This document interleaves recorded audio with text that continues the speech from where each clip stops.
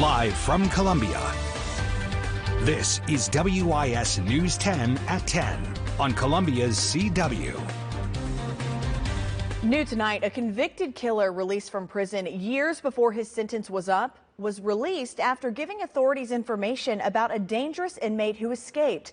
That's according to our sister station, who got their hands on documents not yet made public. Jeroid Price was released from prison after serving just 19 years of his 35-year prison sentence.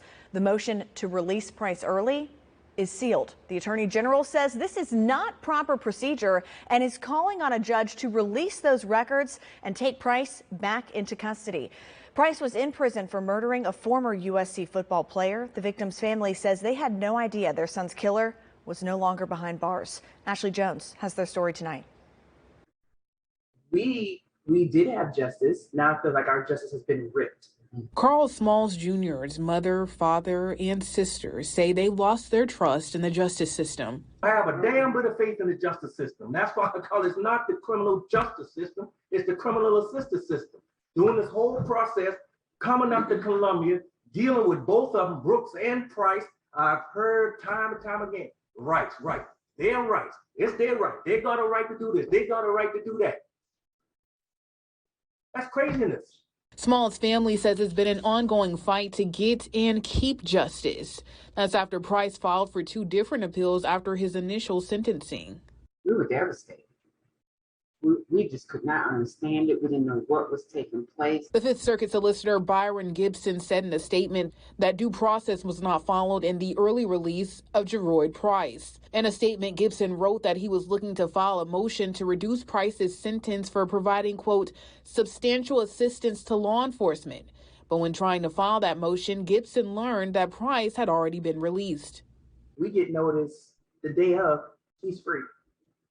He still has 16 years on the books.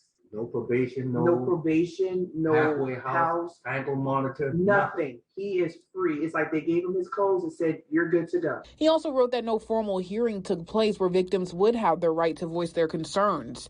The Attorney General went on to say that because of that, he was filing a motion to have court documents related to Price's early release unsealed.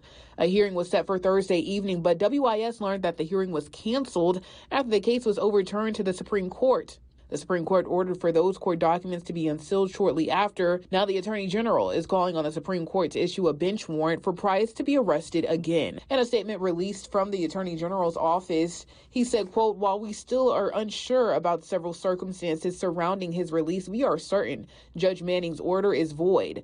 This afternoon, we filed a motion asking the court declare his ruling void and issue a bench warrant on Jeroid Price. He absolutely should not have been released from prison, and we need to get him back behind bars as quickly as possible. In Columbia, I'm Ashley Jones, WIS News 10. Also new tonight from our sister station, sworn affidavits from a corrections employee and former inmate detailing Price's good deeds while in prison. But despite that, records show he had several disciplinary sanctions issued to him. When he was released in March, Price had been serving his time at a prison in New Mexico.